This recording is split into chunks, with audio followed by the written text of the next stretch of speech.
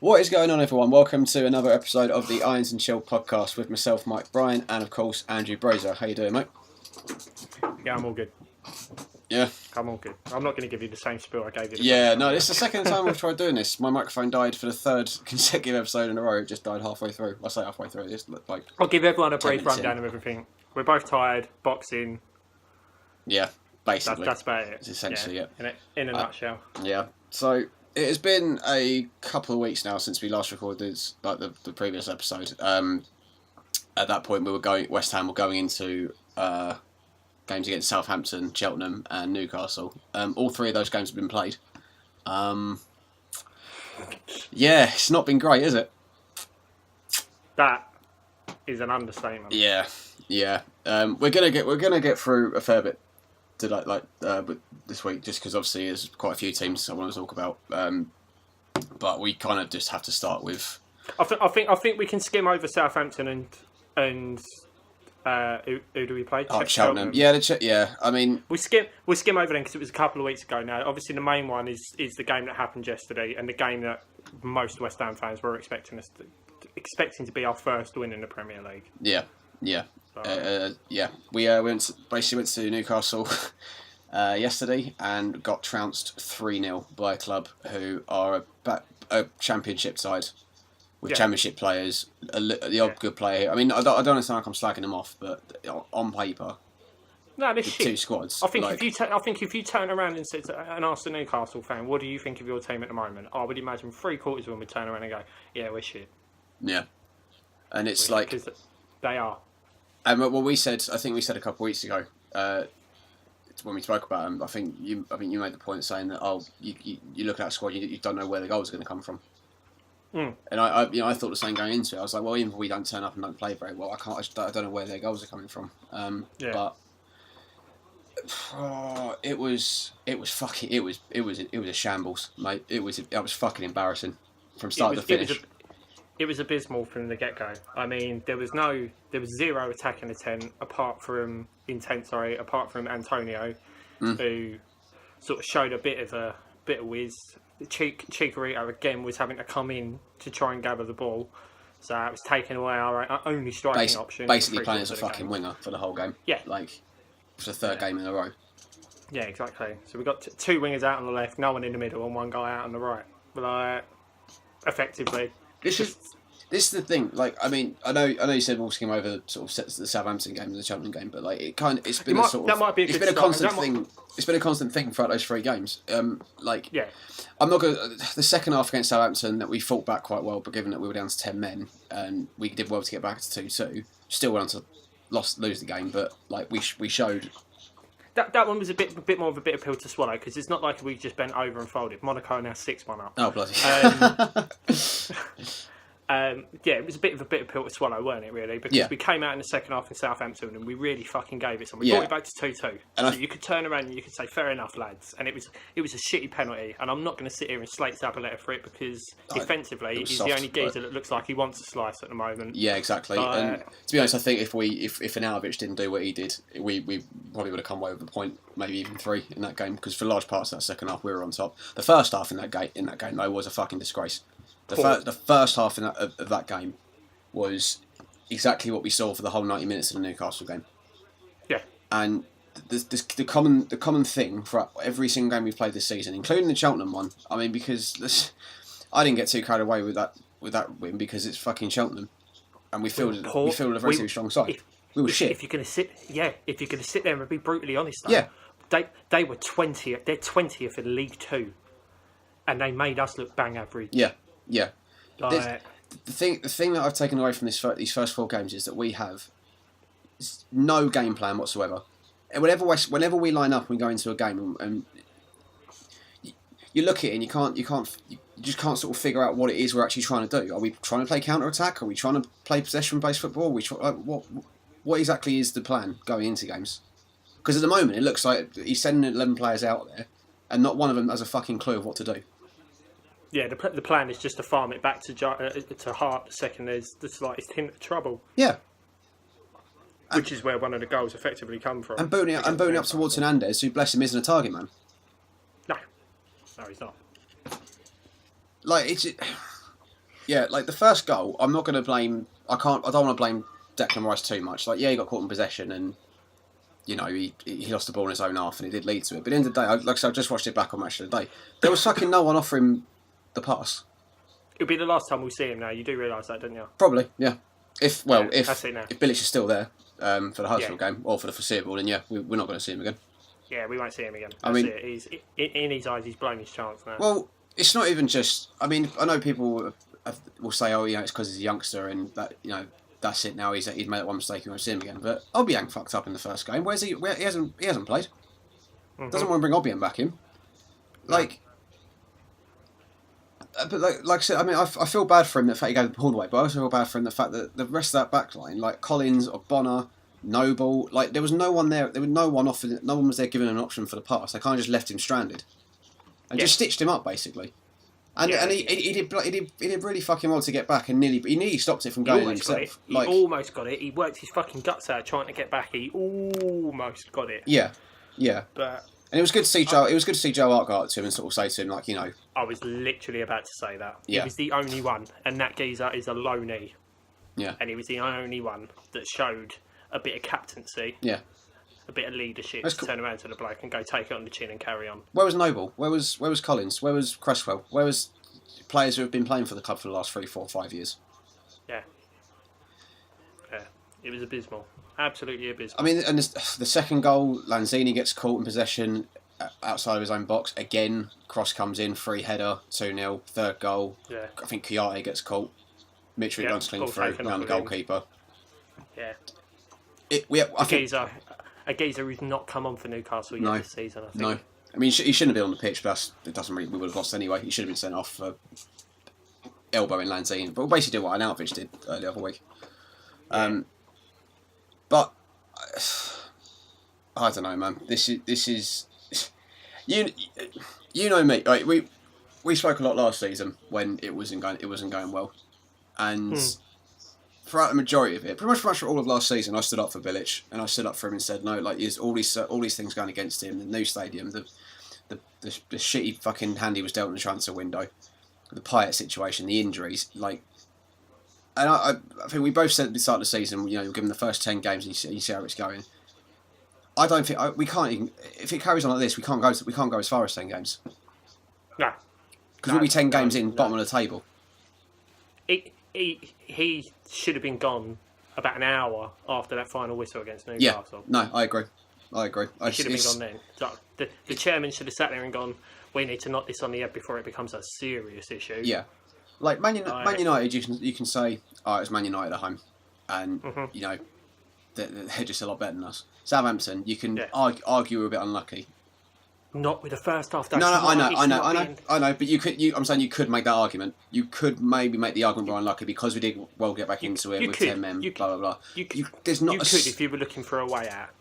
Pardon?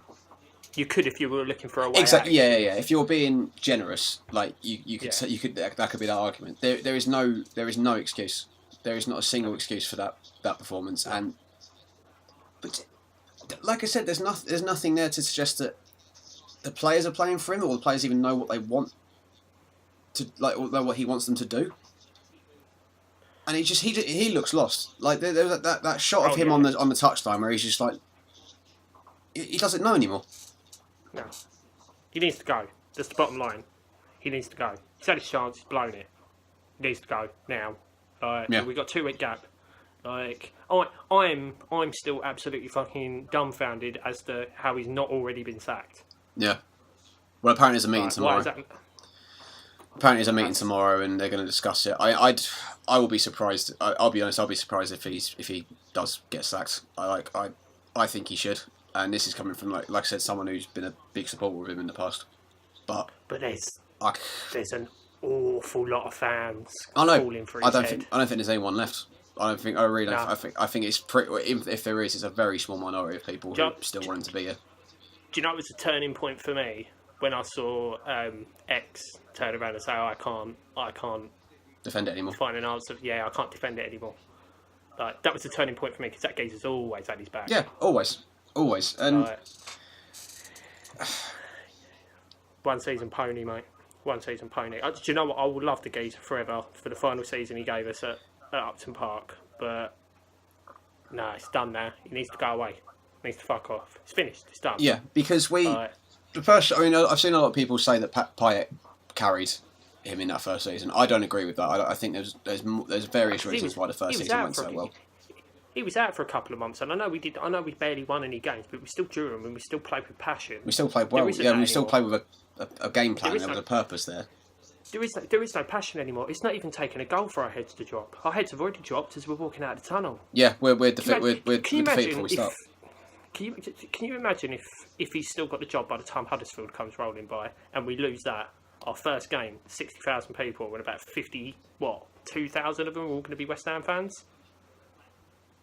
Fucking riots.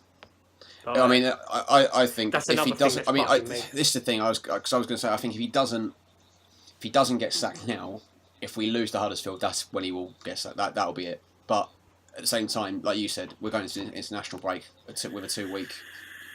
It's 2 weeks until that game. This is the perfect opportunity to, if you're going to replace him, this is the perfect opportunity to do it. Get someone to come in, enough preparation to get the team prepared for that game. And we might even have a chance. I'm not confident going into that game. It's fucking Huddersfield at home, and I'm not confident. I've got a big problem with the way our fans are turning around and treating that Huddersfield game at the moment, because there are an awful lot of comments on Twitter and YouTube of people turning around and going, well, if we don't beat Huddersfield, then we should seriously think about sacking him. Fuck off, right? Huddersfield are third in the table at the moment. They have earned the right this early to turn around to be a team that's feared. They're not 17th. They're not fucking 20th like us. They're third. Only on goal difference. Do you know what I mean? Yeah. 1 p.m. yesterday, they were top of the Premier League? Yeah. Like, it should be Huddersfield fans turning around and going, we'll be fucking disappointed if we don't beat West Ham in like 2 weeks. Not us. We haven't earned the right to turn around and say that. We should all be turning around at the moment and going, we'll be fucking lucky if we get a draw against Huddersfield at the moment. We haven't lost a game yet this season. We've lost 3. Conceded 10 goals. We've scored 2. And they've conceded how many goals? 3, maybe. Yeah, 2, like 3. 2. Yeah, it's. But it's irrelevant. Yes, because they've not lost the game. But yet we've got fucking dickhead fans turning around and going, well, if we don't beat them. What do you mean if we don't beat them? Yeah. Do you know what I mean? Are we sitting on top of the table? There are 2 teams in the Premier League that are allowed to turn around and moan if they were to lose against Huddersfield. And they are far superior compared to us. Yeah. Yeah. We're a joke. We're not even Championship level at the moment. We may have the names, but they're not playing like Premier League players. We have the players. We haven't got the team. It's as simple as that. It's 11 individuals. It is. You know. It is. But it's down to him to make him. Of course. And he doesn't possess the ability to do that anymore. No, I think it's gone. I think he's lost. I think he's lost the dressing room entirely, because you saw a lot last season. A lot of players would come out regularly saying, no, we are behind him. We do what we are playing for him. Like, we are going to turn this around. I know it's only 3 games in. There's not been any of that from anyone. No. And I think that says more. What was it that Noble said yesterday? That losing is a part of being in a football club? Oh no, every club has ups and downs, and it's up to us to turn it around. It's the same old fucking shit we always hear about. We heard it all last season. It's like a really, really shit UKIP campaign, isn't it? Yeah, basically. So, we did bad, but we'll promise we'll get better. Well, they've got no other choice. I mean, and at this point it is an if he is still in charge of the Huddersfield game. Like I said, if there's it hasn't even got to be a win. It's got to be a win and a better performance. Because we could well get lucky like we did with, like, say, against Burnley or Hull last season, where we win by a fucking penalty and they miss 6-7 clear-cut opportunities. That ain't going to be good enough. Yeah, okay. Oh, confidence, it puts points on the table. They'll know we were fucking lucky if that's how it goes down. Like, the only way this can turn around from is we go into that game, fucking from the very first whistle, go at them and attack them, and we get like a 2-3-1 win or something like that. But the way we're playing at the moment, it ain't going to happen. There's no chance. No, it's a joke. He needs to go. That's my standpoint on it. I know that's your standpoint on it. Yeah, it is. The majority of West Ham fans' standpoints on it. Do you know what wound me up as well? This really fucking pissed me off. I saw a quote from Noble this morning. From who? Sorry. From Noble this morning. saying that, we didn't turn up. I don't know why. Maybe we were tired from midweek. Newcastle played 120 fucking minutes. Yeah. Do you know what I mean? Yeah. Like, maybe we were tired. It's a fucking joke. That is ridiculous. And the thing is, in that game, we played. All right. Well, if that's Noble Town going, we weren't fit enough to play. Then why did we bother playing Fernandes and Noble and Rice in the centre against Cheltenham, and then play the exact same three against Newcastle when we have Kouyaté, Obiang, and Lanzini all back and all fit? Yeah. What was the point in Kouyaté coming off the bench against Cheltenham? Why not just leave him out and then start him straight from this game instead of giving him half an hour? Why not just save him? Exactly. I know we're only 3 games in, but we've won 5 games in the last 24. See, that's the thing. It's not just the fact that it's 3 games in. It's a shit pre-season where we didn't win a game. It was the shit season last year where it was our last game of the season. Burnley won it, and we beat them, didn't we? Yeah. Yeah. Our last three games, we won 2 out of the last 3. We beat Spurs, got trounced by Liverpool, and then beat Burnley. Yeah, but for the whole last season was just like it was a whole new level of guff. This is worse. This is worse for me. But it's stuck in people's minds, so people aren't remembering them, and I don't blame them because I'm not remembering them wins from last season. That Spurs game means fuck all to me now. Yeah. It's irrelevant. Yeah. Like we're 20th in the league now. I couldn't give a fuck what happened last year. But the bad shit that's happened from last year is going to bound to be carried across to this year. But this is the thing, though. There's no. You watch the stadium when we go there on a Monday, mate. Yeah, watch. It's going to be fucking. There'll be little fights kicking off again and shit like that. But the crowd is going to. I don't think it's going to be anything like that. I think just one because I think just the stewarding and everything like that's better this year. So I don't think it's going to be kicking off or anything like that. I mean, it's going to be toxic, but it's going to be aimed at. It wouldn't surprise me because I think last year a lot of it was. It was a lot of people mixed between whether to blame Bilic or to blame the board or to blame the players. I think this year it's a lot more unanimous that everyone's on the same side. You can't blame the board. You can't blame the board this year. They've given him everything he wants. No, you can't. And I'm getting sick of seeing this. Like, there are still people I'm seeing saying, "Oh, well, I can't." He's not blameless, but the board still haven't backed him. It's like whenever you dispute, they go, "Yeah, well, net spend. We've only spent 10 million. Who gives a fuck?" We've improved the first team. We've got fucking 4 players in who go straight into our first 11, and we've got rid of all the deadwood. What people want us to keep Snodgrass, wanted us to keep Kaleri, wanted us to keep fucking Zaza and Nordveit. Exactly. Do you know what I mean? We probably need a winger now. Snodgrass and Faguli have gone. We definitely need a winger, and we need another centre midfielder, arguably a centre back. But you can't say they haven't backed him. He wanted Hernandez, they went and got Hernandez. He wanted Arnautovic, they went and paid the money for Arnautovic. We need a centre back. I said that to you a couple of weeks ago. No, we need a centre back. We do.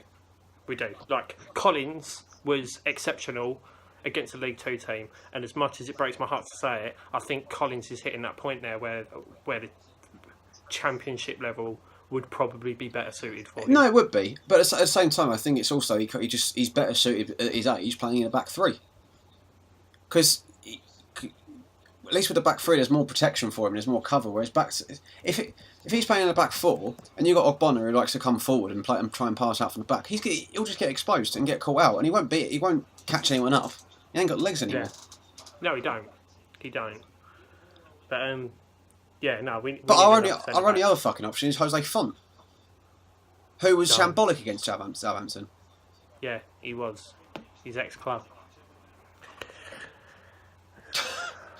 It's not good. It's fucking not good at all. It's just embarrassing.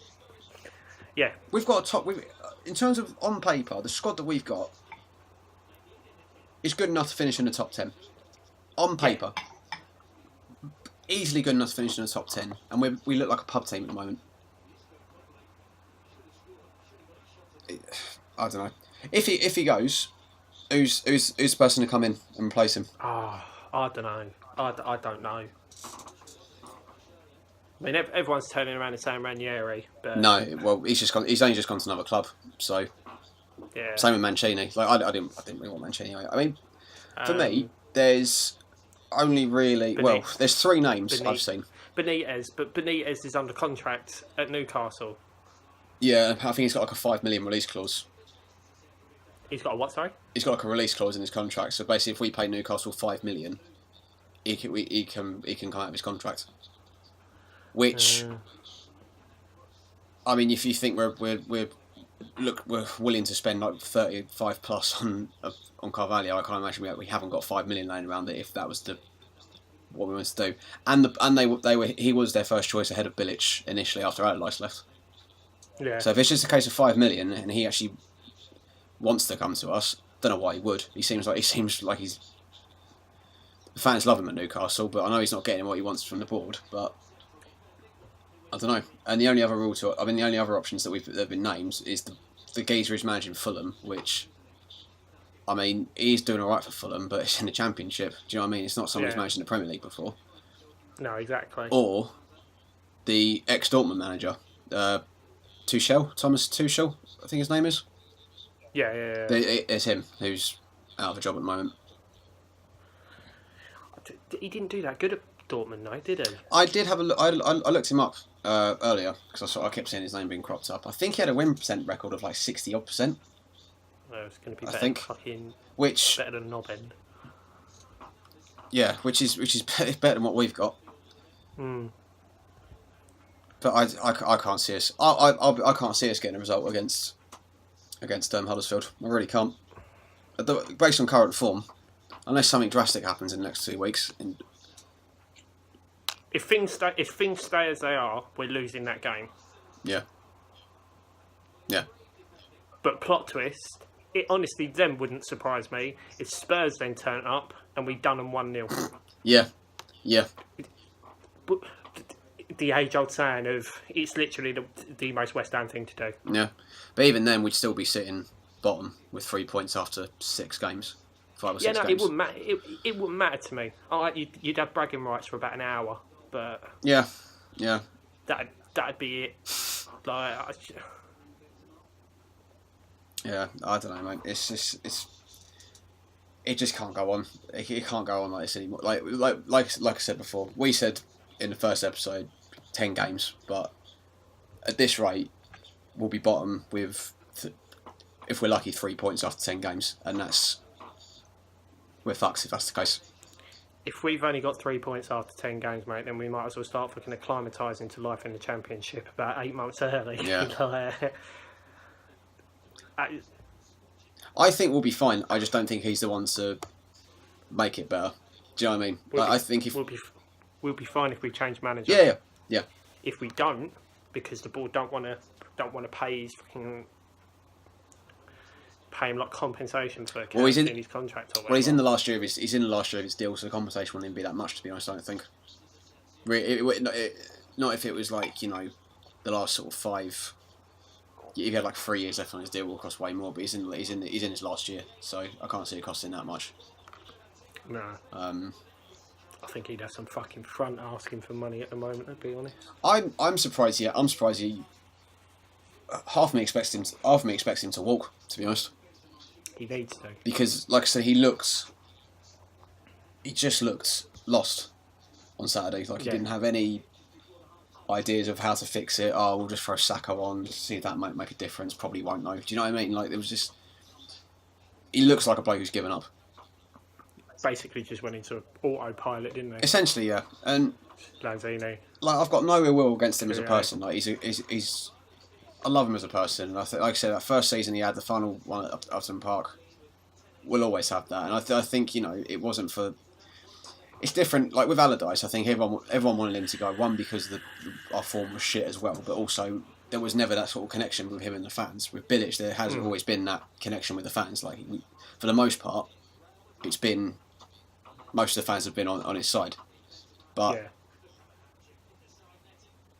which is why I think it's why it's taken the people a lot longer to turn around and be like, yeah, he needs to go. Yeah.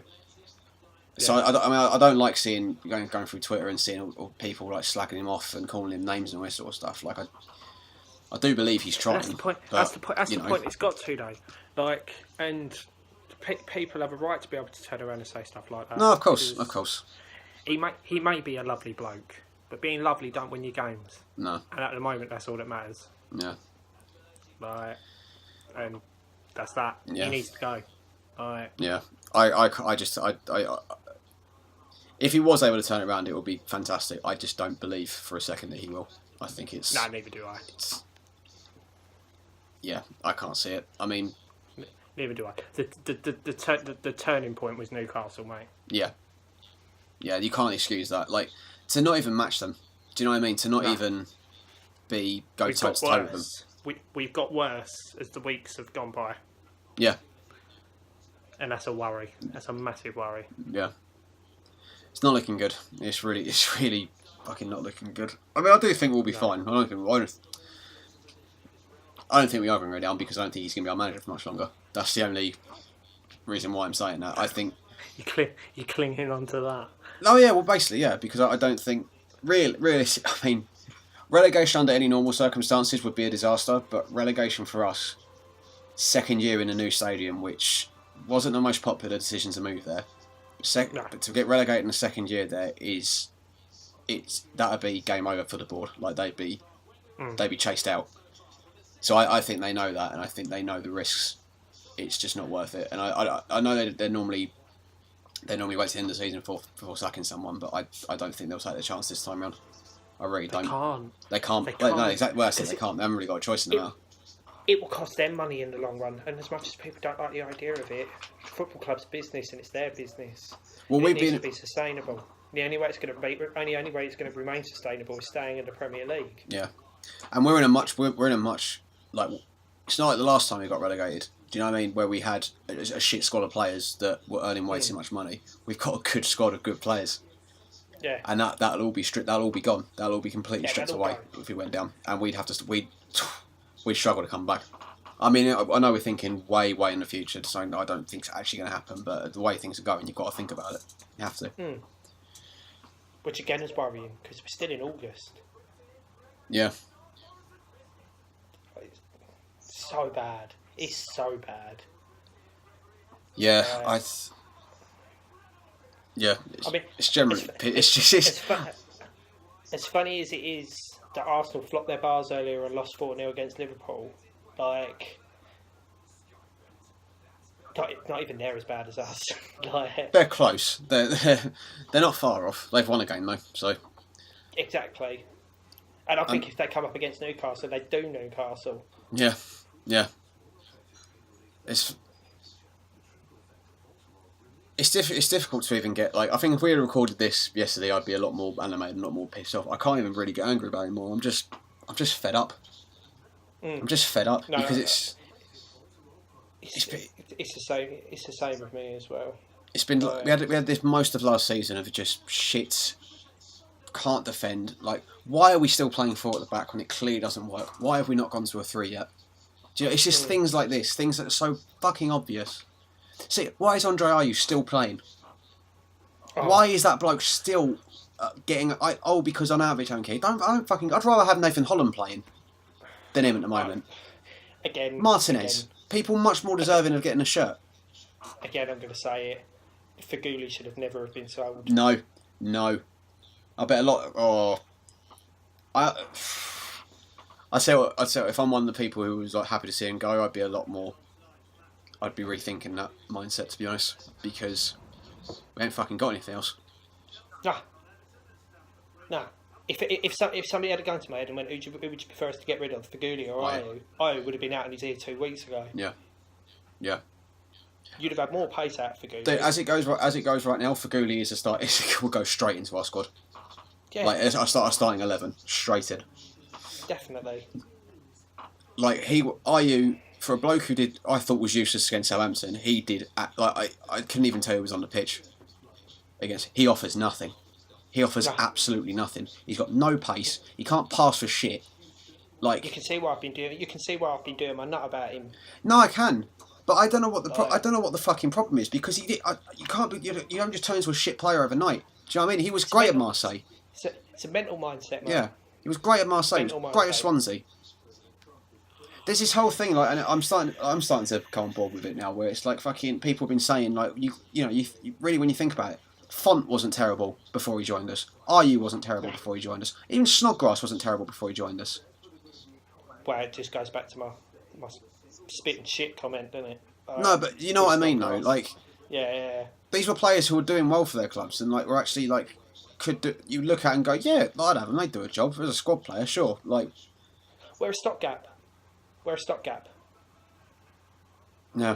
Start off at a fairly rags club or a fairly rags league, but you're quite a good player.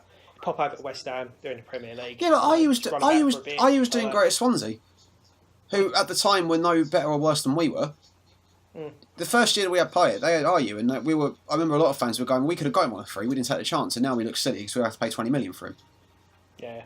So it's like, well, what's the common denominator? It's Bilic. Has to be. Yeah, no, it is. Did you see the Snodgrass interview that went out? Because you know he's gone to Villa.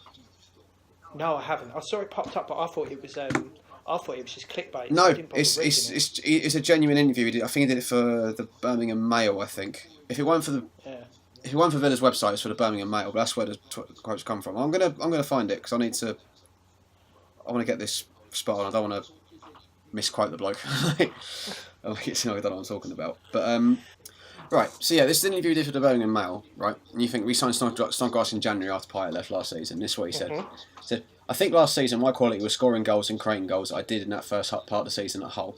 I went to West Ham and I had a manager that played me out of position. To be honest with you, it was very tough to take. Sometimes, with the way you've been brought up, you just try to put your heart on your sleeve and play anywhere. To get the best out of any player, you need to play him in his best position. It's as simple as that. I've done it my full career. I've scored goals, created goals everywhere I've been. You need to play the right position, and this is the reason why I made the step to try and go and play football. I spoke to the manager there and said to him, you wanted me to try and replace Payet. It's not my position. I couldn't have made it any more clear. When I spoke to him this season, he said, I need to play my position. I need to run the games in my actual position. That's the reason I left. I've got a manager who knows what I'm about here. I'm not Snodgrass's biggest fan, but that sums it all up perfectly. You can't help but feel a bit sorry for the bloke. No, I can't. He was crap when he joined us. Like, and he'll obviously be the first to admit that. But how many times have we fucking sat here or fucking spoken and bemoaned the fact that Bilic is playing someone out of position? January, didn't sign a right back because he was playing Kouyaté there.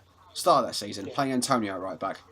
Playing fucking... Had to turn around and say that he weren't happy and was thinking about leaving in order to stop himself playing right back. Exactly. But the bloke's far too fucking stubborn. And the thing is... Yeah. Okay, no one else in January, you're not going to get anyone, but Snodgrass is available for 10 million. Why are you trying to make him be Payet's replacement? Just change your fucking system and adapt to the players that you've got now. You can't keep playing like you've got Payet in your squad when he ain't fucking there. It doesn't make sense. Yeah. No. He's like that weird bloke that breaks up with his girlfriend. But I said I couldn't get angry. I proved myself wrong. You've been quite tame at the moment, but he's like that weird bloke that's broken up with his missus, but still has like a fucking shrine and like a dirty sock. You know what I mean? And then he's looked at Snodgrass and gone, "Oh, he's got a funny accent. Yeah. Could be taken as French. We'll have him." But he was doing that, and we had Feghouli in the squad. I'm not saying Feghouli and Payet are the same player, but who's more similar to each other? Snodgrass and Payet or Feghouli and Payet? Do you know what I mean? Like, and you think it's like Nordvik was playing out of position for most of last season. You think all these players come in, their confidence gets completely fucking destroyed. Well, look, and Zaza last season when he left, saying about how he sees responsibility for it. But he said, the training was a lot more laid back than he's what he's used to. He's more used to trying to be a lot more intense and stuff.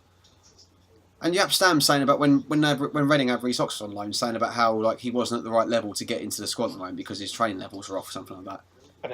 And that's a championship level team. Exactly. Just come from a Premier League team. And people wonder why we look so fucking unfit all the time. Yeah, it's just goes back to what I've said for about the 10th time now. He needs to go. He does. He needs to go. If by 10 o'clock tomorrow evening, my Sky Sports out playing on bam bam bam bam bam bam, and it comes up breaking news: Slaven Bilic has been sacked from West Ham United, then I'll be amazed. Because you know what we were saying about it doesn't look likely that we'll beat Huddersfield. I know why we won't beat Huddersfield, because I was watching the highlights again and I've realised there's only one thing you've got to do to beat us: play high pressure. All you've got to do is play a high pressing game, which is exactly what Huddersfield do. Yeah. They ain't going to give us a second to breathe on that ball, and we're going to get fucked because of it. Yeah. Yeah. And then West Ham fans are going to be sitting there going, oh. Yeah. Fuck me, I weren't expecting that. I'll be honest, I don't think a lot. I don't think many. Oh, you didn't. I don't think many are expecting this result, to be honest. I don't know how you can be. Not from what I've been reading. He deserves at least a Huddersfield game. Yeah, he needs himself a fucking wank. He needs his first home game. I'm sorry. If we'd have played Southampton at home, the only difference would have been it might have been a draw. Maybe. Only difference would have been I'd have been home in half hour. Mm. Well, imagine it. Sorry, if we had played Newcastle at home yesterday and they played the exact same way, wouldn't have made a blind bit of difference.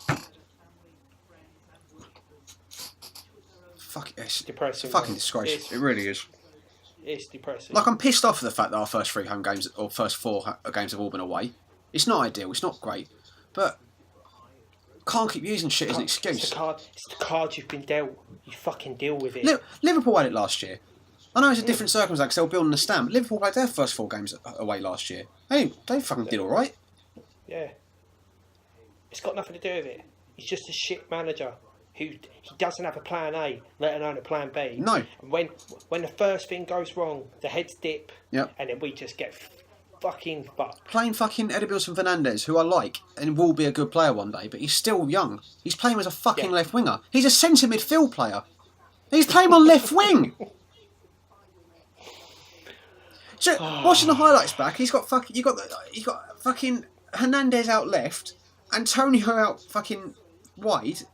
And then are you in the middle? Mm. What? But for them, Fernandez is still out. So it's so backwards. It's so fucking backwards.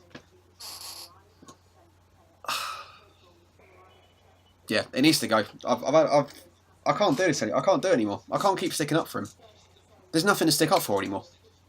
When he managed Besiktas, was he sacked or did he just leave? No, he left. They seemed to love him when he left. He had like a nice hero's departure when he left. I remember seeing footage of him leaving the airport or something like that. He was being mobbed by fans.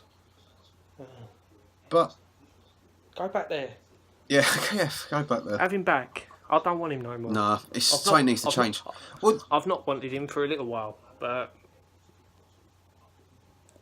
to be quite honest, the only reason why I didn't announce it sooner is because I couldn't be asked with a flag and people going. Well, it's like we said. The sort of start of the season, we said obviously he's had one great season, one shit season.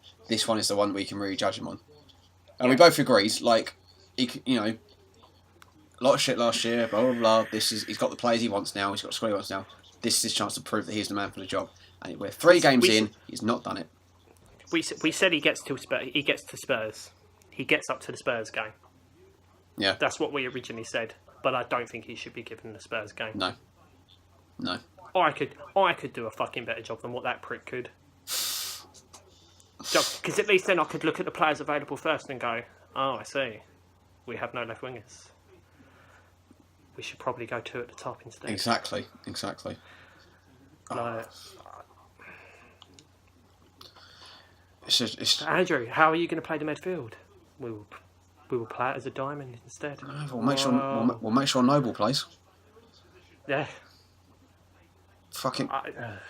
He wasn't even that. But he was shit against. Everyone was shit against Newcastle. No, wasn't been that bad for most of this season. But like, no, I was gonna say, Southampton. I don't think Noble was terrible. I don't think he was terrible against United, but he was against Newcastle. But at the same time, I said this to you last season. I want him around for various reasons. He's a good squad player to have.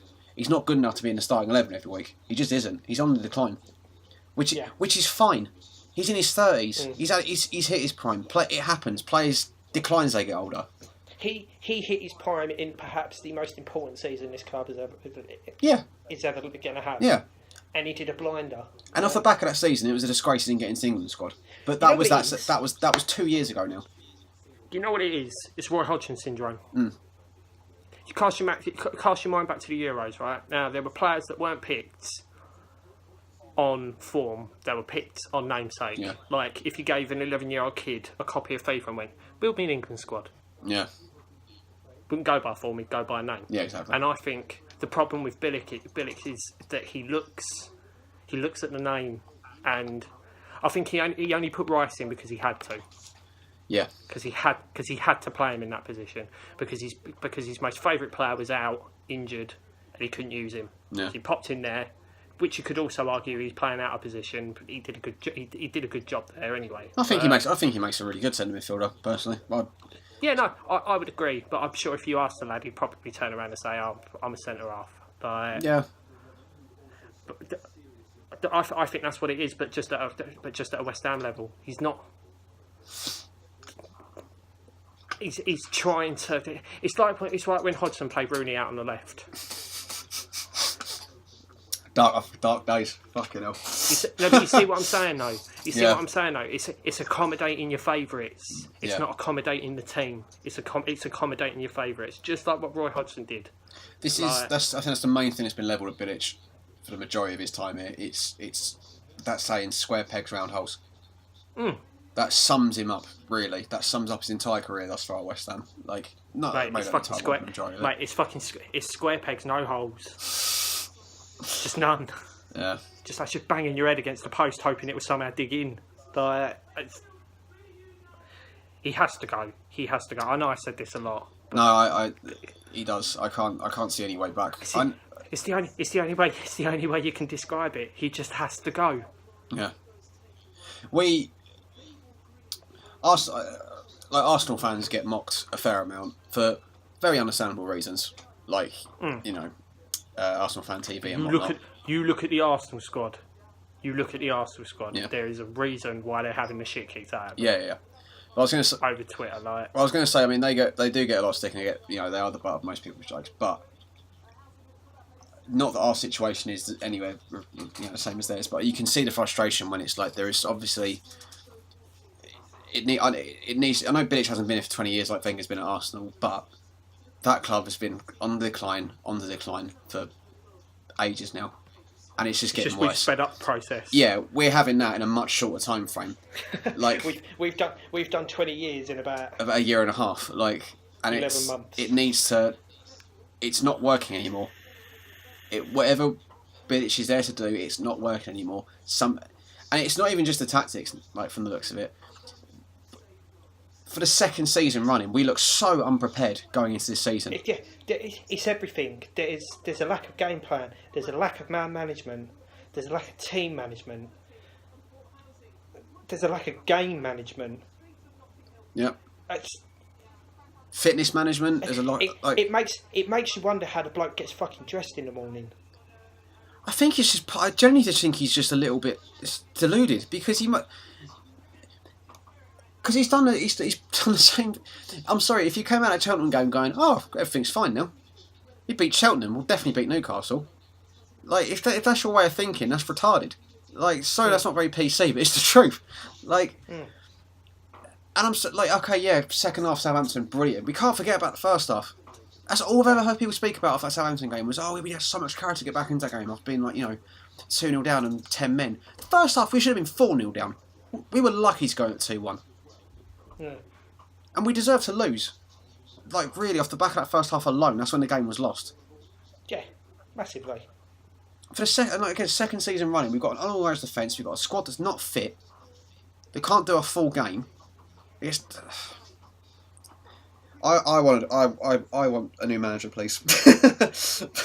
I can't do it anymore. And it's seriously, I would rather take a chance on like Tuchel or have the club pay the $5 million to bring Benitez in. I don't know about the bloke from Fulham. I have got a couple of mates who are Fulham fans, so I'm going to ask him about what he's like. But I think my standpoint would be what you said earlier. Yeah. I would be very hesitant taking a manager that's had no Premier League experience. But then I would like Tuchel, but he's done it for a club like Dortmund. Top club. Like, yeah. Top club. You either go Premier League experience or top club, didn't you? Yeah, exactly. It would end up getting fucking Hodgson. We'd do that. That'd be an unbelievable West Ham thing to do. I'm saying this right now. If Roy Hodgson is West Ham's next manager, I'm done. I'm Dagenham Redbridge. Yeah. And I mean that. Like, you know my feelings on Roy Hodgson. Like, I don't think it's going to happen. But if that's the route we go down, I'm done. I'm fucking. Why are some fans turning around and saying Pardew as well? They haven't. Why is that a name? Yeah, I've seen it knocking around on Twitter. Why is that a name that's being popped up? They obviously don't remember what it was. Look at the fucking state of Crystal Palace now. That's a knock-on effect from that bloke. Newcastle. Do you know what I mean? Yeah. Fucking okay. McLaren took them down, but they were fucked way before he came in. He just stuck the final nail in the coffin. Yeah. That bloke. And that's what De Boer's going to do with. Okay, we do a list of who we don't want. Yeah, that'll be easier. McLaren, Parge, any English manager basically, apart from Eddie Howe. That's the only English manager I'm like, I can go, yeah, you do. But they're fucking sitting 3 games without a win. But they're still playing better than we are. They took Man City. They didn't get humiliated by Man City. They lost with the final kick of the game. Yeah, exactly. Because they give a shit. Like I said, but for me, it's Benitez, Tuchel. It's very unlikely. I think Wagner wouldn't be a bad shout from Huddersfield. He's doing a good job. Or there's Eddie Howe. Let's get an opinion of a fan from outside of the club. So not necessarily a fan, but a person from the outside. JB, come here. Come say hello to everyone. No, don't worry about it. Come say hello to everyone. We're talking about the decline of West Ham United. Oh, you're bullshit. Lovely. Hello, mate. Yo. Let's give you this so you can hear what's being said. Okay. Hello, mate. Mike, how you doing, man?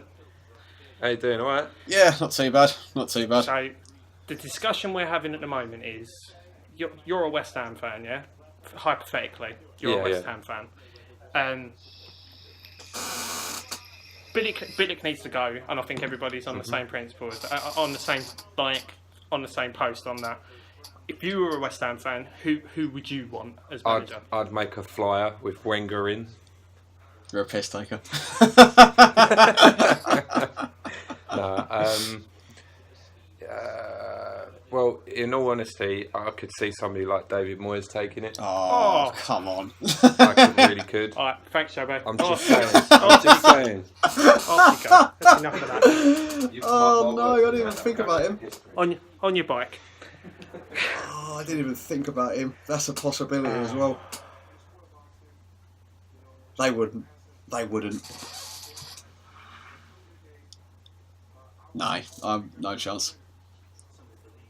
That wouldn't happen. I hope not.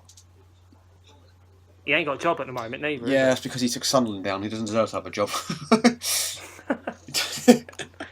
He went from being the successful Alex Ferguson to the manager who finally relegated Sunderland. Like, he'll get Adam Johnson on a free transfer. Fuck off. You've had your laugh. Fuck off. What's he said now? He said we'd get Adam Johnson on a free transfer. Well, we do need winners. Yes, I think so.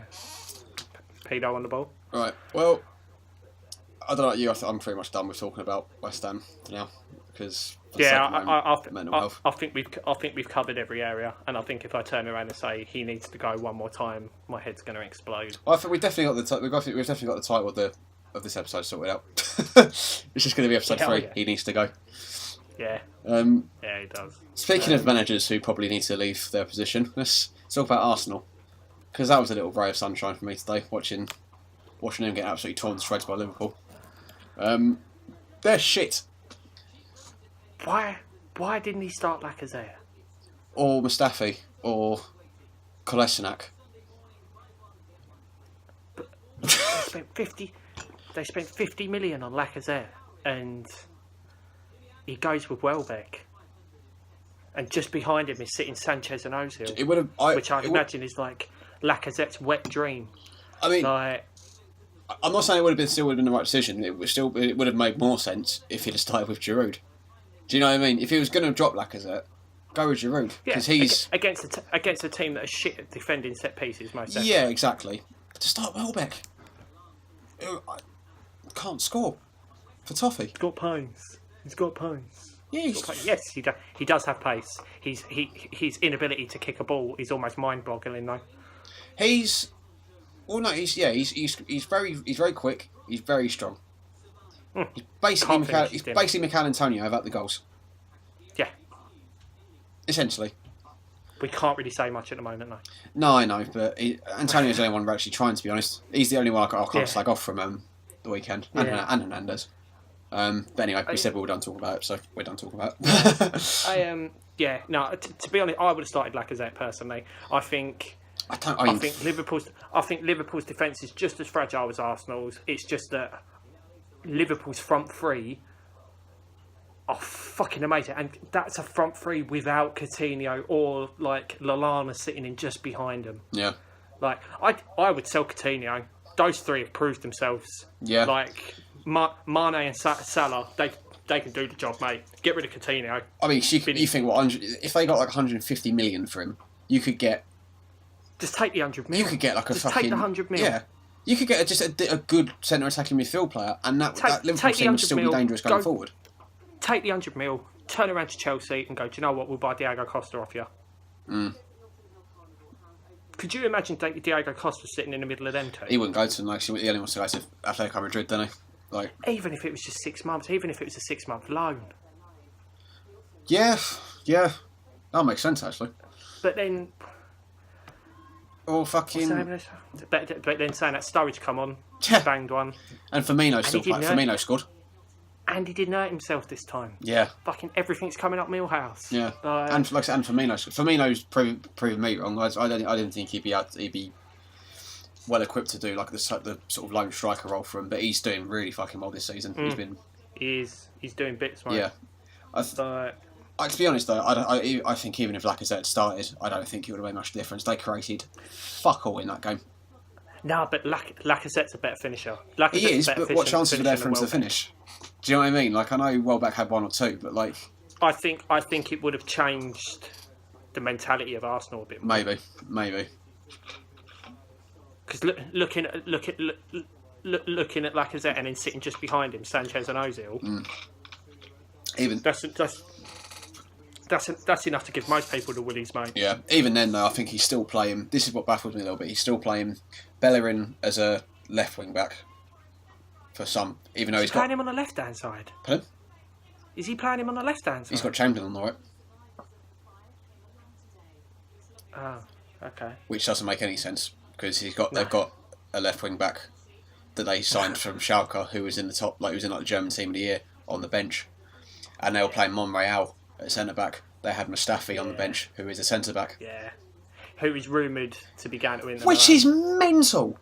Because if he goes, they've got 3 centre backs. Mm-hmm. Well, I mean, 4 if you include Chambers, who isn't playing. So that's 3. Yeah. They've got Holding, Koscielny, and Mertesacker, who's retiring at the end of the season. Yeah. That's a joke. That's not even funny. That's a fucking disgrace. Like, I know Arsenal... It's peak. Yeah. I kind of feel sorry for Arsenal fans. This is what I was going to say. Arsenal fans do cop a lot of flack, and because of Arsenal Fan TV, you can understand it because like there are a lot of people. There are people that go on that who are just memes, basically. They're very eccentric. Like they're very. I've got a lot. I'm going to go with passionate. Arsenal fans are very passionate, and they like to voice their views. It's the thing that I feel sorry for them is though they pay so much fucking money to go and watch them. You took the words out of my mouth. As much as they make themselves, I'm not going to use the word silly because if you're a football fan, you get it, right? And it's as easy it is for you to be able to sit there and go, they look fucking stupid. They're showing their club up. Look at the West Ham Fan TV cameras. Oh yeah. We've got a couple who. To be honest, on the Arsenal Fan TV, there's literally only like 1 or 2 that you look at and you go like, "Come on, you are." It's what the people. I mean, we're going off the scale now, but it's what the people who watch that channel want to watch. Yeah, exactly. Which is essentially, do you know what I mean? If you're watching Jerry Springer, you're watching Jerry Springer because you want to see 2 hillbillies punch 7 shades of each other. With Arsenal Fan TV, you want to see passionate fans lose their fucking minds for 7 minutes. And do you know what? If that gets views and it gets you pay, fair play to you, mate. Yeah, no, fair play to them. Like, I'm not slagging them off. I'm just like, it's... Nah, No, I know. You know, I know. What I'm saying is you can see why it's easy for people to look at Arsenal fans and just sort of see it as a bit of a joke because of that, because that's what that's their sort of representation. Obviously, we're only really talking about 6-7 fans out of a fan base of millions. Yeah. But you think the majority of that fan base who pay so much money to go and watch that team play home and away. It's a ridiculous amount. Even the home tickets are a ridiculous amount. Yeah, like the price for a season ticket over there is just. But I know people who've flat out said that they have priced me out of going to football. Like, I'm priced out of going now. Like, I simply can't afford it.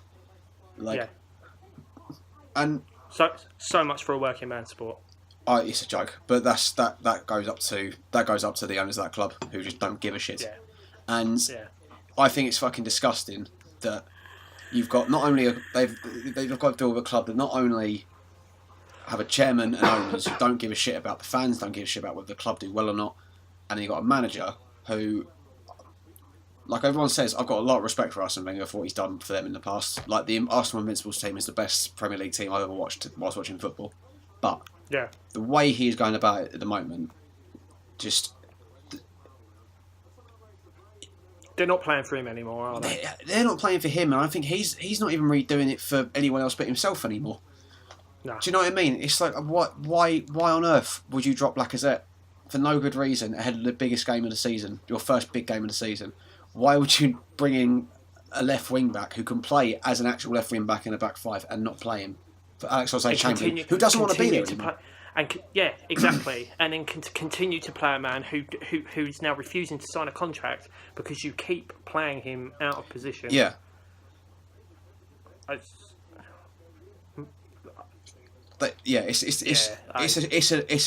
It's a fucking shambles what's going on at that club. I'm going to use the phrase again.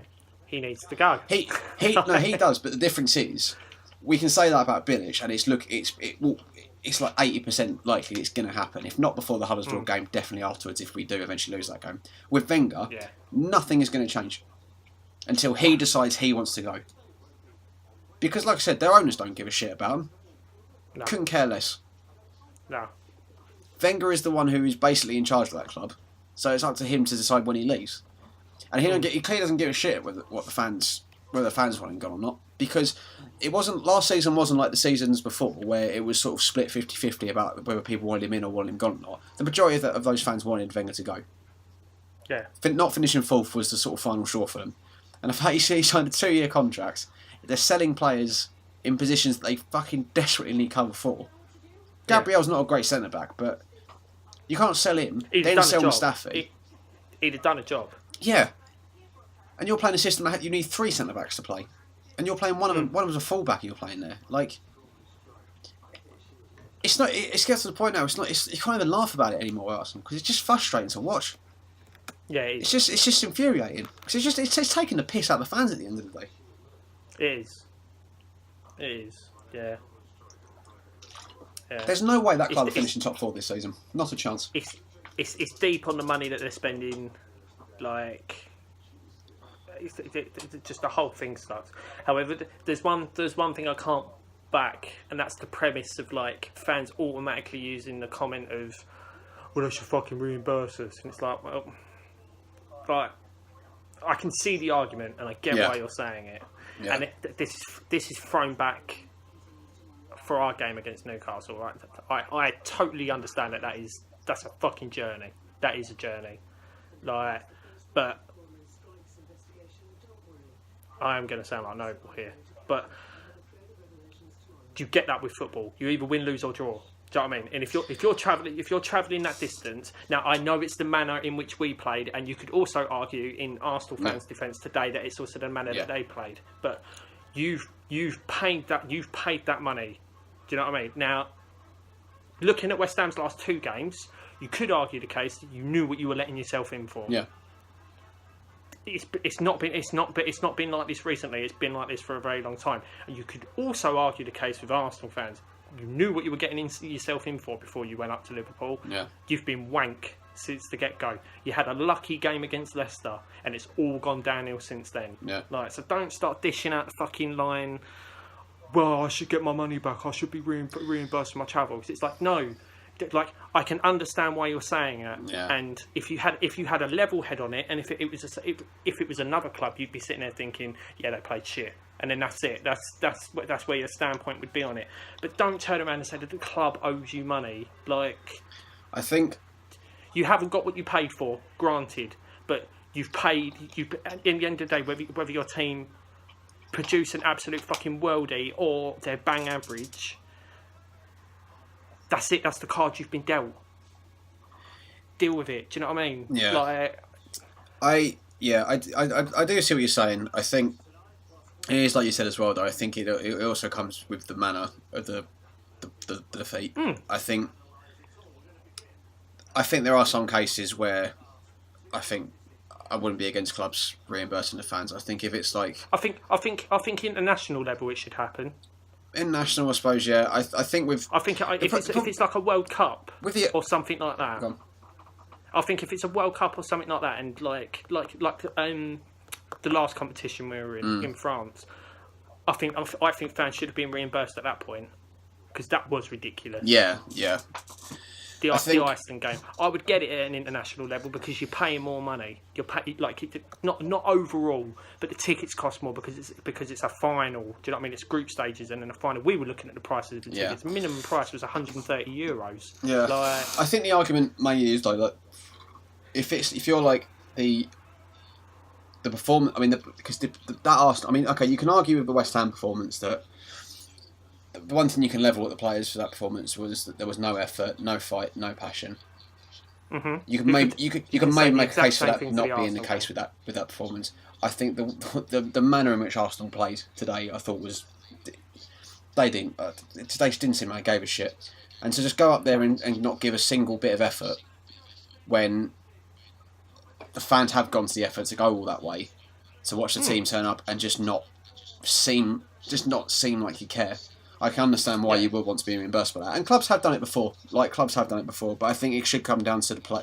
It shouldn't. I don't think it should be the club reimbursing. It should be the players. I think the players should all dip in and go, look, we didn't turn up, we didn't perform for them. We'll all put our hands in our pockets and reimburse the fans. Yeah, I think it's very special circumstances, though. I think it depends on, like I said.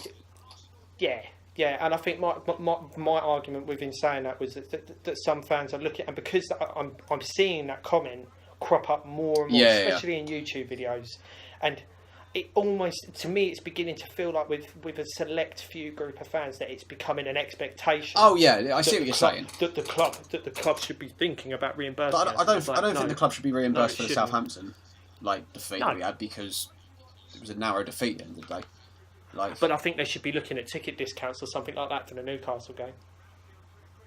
Yeah. Like if you went to the Newcastle, because the majority of those away fans that went are going to have season tickets. Yeah.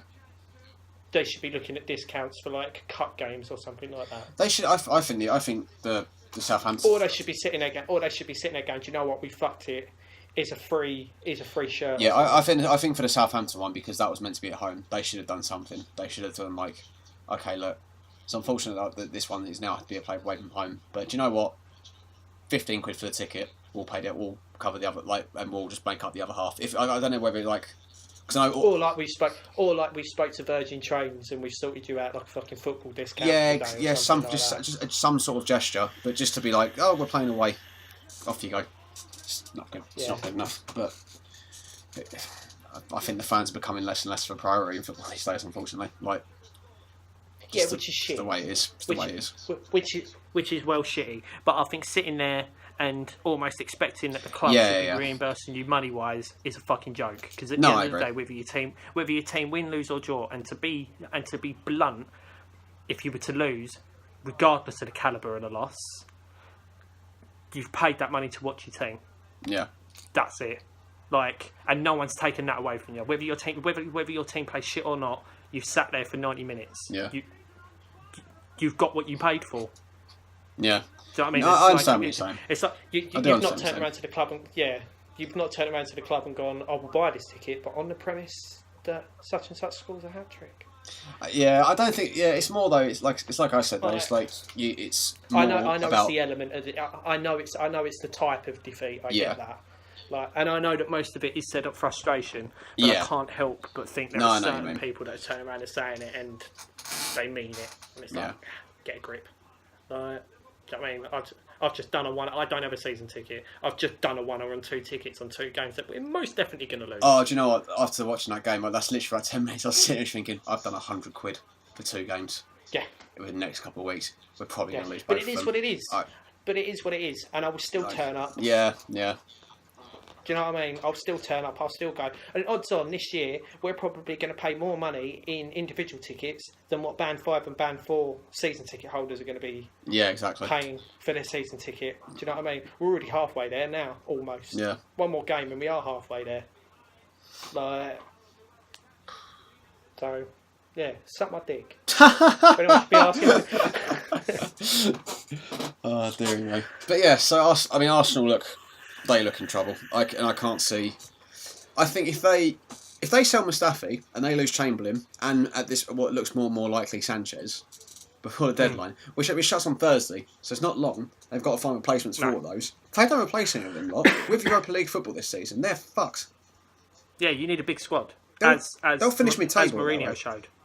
Yeah, as Mourinho showed last season, you need a way bigger squad than what you think you do. Exactly. On the whole, Liverpool was stonking with a bang average defence, and Arsenal was shocking with a subpar defence.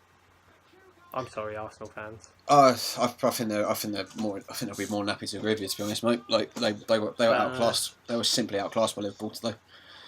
Big up yourself, Liverpool fans. Huh? Big up yourself, Liverpool fans. Right. Still in United shadow, though, aren't you?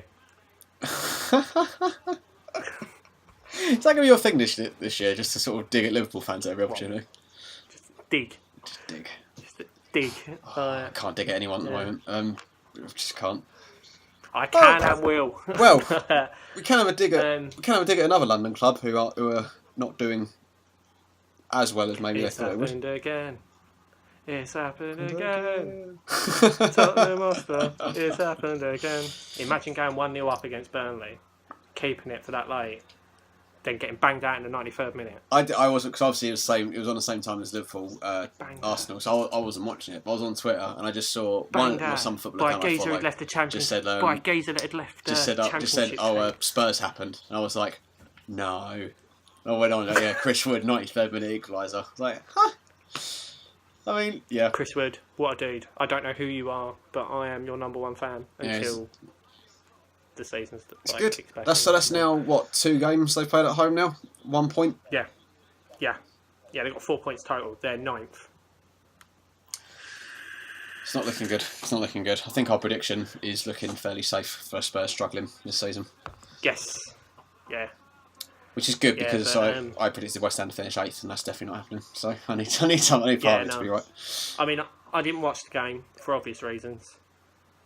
They are up in a minute though, so I'm going to try and stretch this topic out of Tottenham beat Burnley by hitting you one interesting stat is that for the 3rd or 4th season now, Harry Kane hasn't scored in the month of August. Yeah, it's mental. Can't do it. Hit the post last week. I don't know if he did anything this week. It's mad. Stood there talking with his weird voice. Or his underbite. I don't think it matters too much though, because he'll still bang 25 goals or 20 odd a season. It will get into September and all of a sudden it'll just be fucking murking out of nowhere. Well, do you know what will happen? Because you know who Spurs play in September, and you know who loves scoring in London derbies. I'm telling you, mate, we're going to win it 1-0. No, he's going to score a hat trick. That's what I reckon. And we'll get dicked 5-0 or something. Yeah, that's what I think will happen. Because then the whole thing will be Harry Kane's not scored a goal yet. Oh, is he 3rd season wonder? No, he's going to come and score 5 goals. And it'll level it out then. So it's, now I'm back to a goal game ratio. Yeah, exactly. Do you know what? I'm watching the Liverpool game back now. Arsenal, you're fucking shit. They were shite. That was the worst performance from a football team I've seen since 3 o'clock yesterday.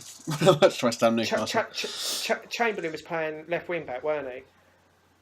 Pardon? Chamberlain was playing left wing back, yeah. I thought he was on the right. I thought Bellerin was left wing back. whatever side he was, when Salah was on the attack to score that second goal, dude was just jogging. Yes, yeah, fucking doesn't want to be there anymore, does he? Like, it's a shame. Like I said, I think that is a club that is. I send a shout. If they sell Mustafi and don't bring anyone else in to replace him and Gabriel, it's a joke. No, it's like I said, they'll finish mid-table this season if they're lucky. Yeah, they'll be fucked. Because they just don't seem to want to play for him. They don't want to play for him. They don't want to play for each other. You got players. Imagine sitting there. You got players like Chamberlain and Sanchez. You obviously don't want to be there and have said we want to leave, and they still get in the starting 11 ahead of you. Do you know what I mean? It can't be. If you're like Kosellenak, you've come in. You're a new signing. You scored in your debut. You put a really good performance against Leicester, and you've been benched for someone who doesn't even play that position and doesn't want to be there. Yeah. You're thinking, what have I actually got to do to get a game? Like, how is this fair? Yeah, exactly. It's a joke. No. Mid-table Arsenal, and I reckon that will be the nail in Arsene Wenger's coffin. And I think even I'd be surprised if it wasn't. To be honest, I really wouldn't be surprised if it wasn't. Yeah. End of the season. Yes, well, it's been disappointing, but we'll go again. And then they'll bang like 50 million on one player, and then they'll be like, let's see, look, we are buying players, and like, yeah, but our back line is still disgustingly shit. So. Yeah. Next team. Manchester United. Yeah. Fucking, they've won the league, haven't they? They're. Yeah, pretty much. They're I think all you have to say about Man United is the following: they're banging everyone, and they're making it look really easy. And they've just re-signed Ibrahimovic. Yeah, which I think is overkill and isn't needed. It's like when you're playing GTA 5 and you're armed with a handgun, but you're in a car, but someone's got that heat-seeking rocket launcher. That's just overkill, man. I'm not going to do anything. But mate, if the option's there to have him for 6 months. Yeah. Apparently he's also aware that he'll be playing a role from the bench. Yeah. And you think they'll have Champions League? What a sub! If you want to rest Lukaku for a midweek game. Imagine Christmas time if he's there. Lukaku's played a lot recently. We'll give him a rest. Who should play ahead of him? Ibra? Yeah. Yeah, we'll go with that. Rest. The big Swedish bastard. It's like you're a Premier League team coming to Man United in that sort of thing, and you're like, oh, well, Lukaku might not play, so you might get a rest. But oh no, wait, hang on, Ibrahimovic is going to play. It doesn't matter. He's 35. He's that good. It doesn't matter. Yeah. Like. Mata still doing bits. That first goal that was disallowed that they scored was fucking. The build-up play was fucking ridiculous. Like. They're a joke. They're a pleasure to watch. They are. You can tell though, like how much confidence they have, and in terms of how they're playing. And you look at the players that they can bring off the bench, like Rashford, or like Martial, or like even. It's just a swagger. It's just a swagger of that team. Yeah. They must just strut onto that pitch going, we are going to fuck man up. But how long has it been since Man United have had that mentality? Do you know what I mean? Like, it's kind of. I don't say it's good to see him back to that again because I'm not. No, I'd say it is. Do you know? I disagree with that. I think that is a team, especially now that they've re-signed Ibrahimovic, that is going to put like the Premier League back on the map. Yeah. Like, because I think for the past couple of seasons, people have been swaying towards the Spanish league because they've got the top fucking names. Do you know what I mean? Neymar, like, dancing around in the box, like, banging in goals from 20 yards out. And it's like, now we've got a team that look the bollocks. Yeah. They literally look the bollocks. Like, I think they're going to straight into the Champions League. They're going to do bits in the group that they're in because they've got the easiest group in the world. Yeah. And what would set the tone is if in the quarterfinals they come up against someone like fucking Paris Saint-Germain. I've just remembered Tottenham's group, and that's why I'm laughing. I've completely forgot about the Champions League draw until you mentioned it. As soon as you said they got an easy group, I just saw the Spurs badge pop up, and then Madrid and Dortmund. And they've got to play their home games at Wembley. Because that went really well for him last season. They're fucked. They are fucked. It's going to be hilarious. I saw a mate on. I got a mate on Facebook who's a Tottenham fan, and he was like raging because he's convinced it's all completely fixed. It's rigged. It's like, oh, it's such bullshit. We had a difficult group last time in the Champions League. This is really unfair. It's like, well, it's the Champions League. Yeah, mate. I don't think if you're good enough, you'll be all right. Clues in the title. Again, if you're good enough, you'll be all right. Well, you got to be, you know what I mean? Like, they're not as good. They're not as good as those two. They are right, and you can quote me on this. They are going to get fucked with a capital F. Underline. Like Harry Kane is going to give his first interview at the end of that Borussia Dortmund game. We got fucked. We got fucked. Dele Alli is going to be rocking in a corner, crying, like just sitting there thinking, "I had it so much easier in the Championship. What's happened? How could this happen to me?" Yeah, sorry, I completely forgot about that until you mentioned the Champions League groups. That made me laugh. But yeah, anyway, going back to United, they've got the easiest Champions League group in the world. Like, if you're looking at the teams in the Champions League, they could have had it so much worse. Oh, yeah. Yeah. I really want them to cruise through that group, come first, and then come up against someone like PSG and just dick them. Just absolutely fucking destroy them. Like, Mata bitch slapping Neymar off the ball, literally. Like, that's what... Like, not Matic, sorry. I was going to say Mata wouldn't fucking bitch slap anyone. He'd end up offering... They have got a fucking really easy group, haven't they? It's Bar, Benfica and CSKA Moscow. It's unbelievable. Half them teams might as well not even bother showing up. Yeah, exactly. Just, I'm good. I thought Chelsea getting Atletico Madrid was quite funny, given the whole Diego Costa thing. Chelsea getting Atletico Madrid, I thought that was quite funny, given the whole Costa thing. Yeah. Do you know what would surprise me? If like, for one of the games, be it at Chelsea or at Atletico, if Costa turns up, he's wearing like an Atletico Madrid t-shirt. It would not surprise me in the slightest. That'd be fucking hilarious. That'd be bloody riots. Yeah. I think Barca Juve would be good. Yeah. For Sevilla. Would be good. Yeah. City's team's fairly easy. They got Napoli, Shakhtar and Feyenoord, and then you look at Tottenham's group, and it's just they're gonna get so fucked. It's unbelievable. So going back to Man United, keep going off track. Going back to Man United, they just it is like the Man United of old. This is the first time since Ferguson left that they actually look like the ruthless,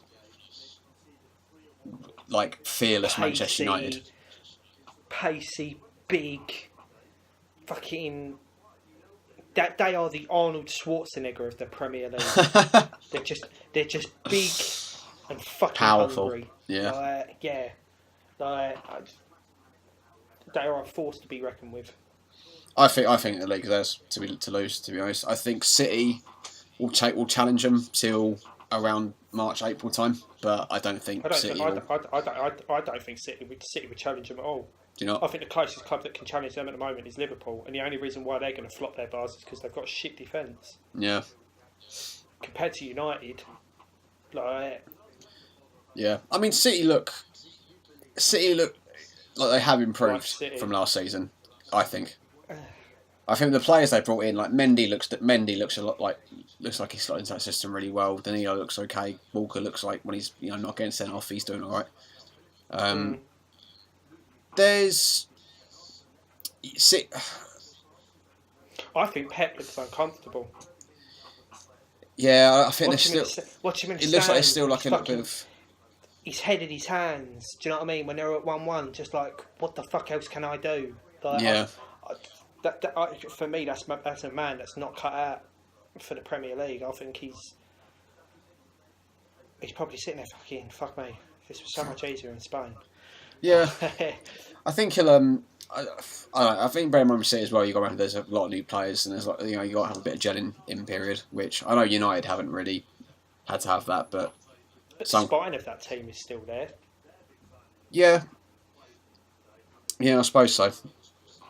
But it's a lot. It was a lot of players. They moved on, like Clichy and Zabaleta and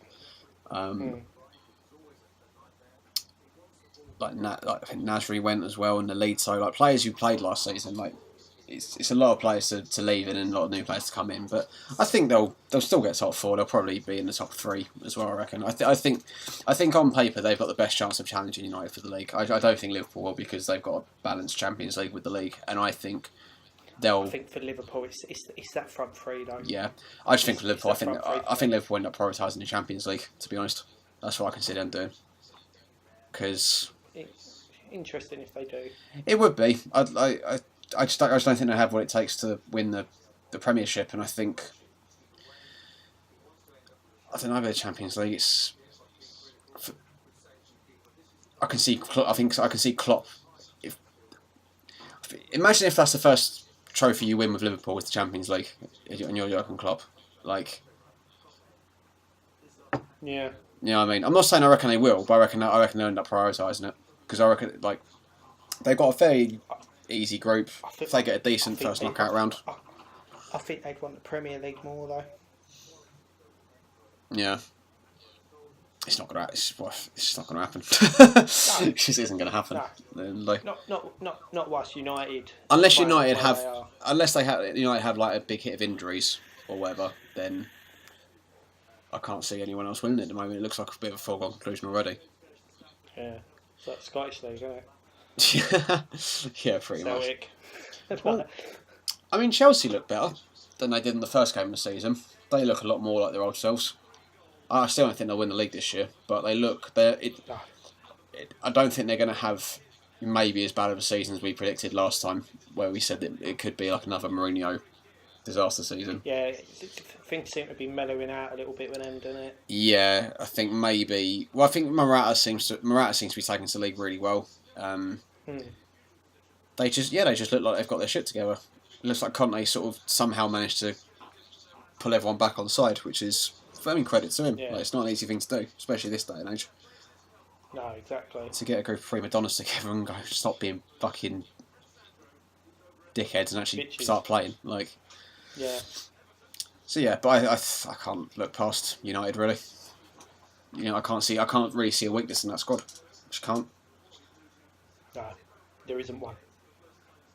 There just isn't one. Because really, out of all the teams they play, I can't even think of it like any times they've looked like they're in danger. I mean, I know their big test is going to come when they play against like a bigger club, when they play against like City or Chelsea or Liverpool or maybe Arsenal. Even in their pre-season, they were coming up against like fucking Real Madrid. Yeah. And doing them.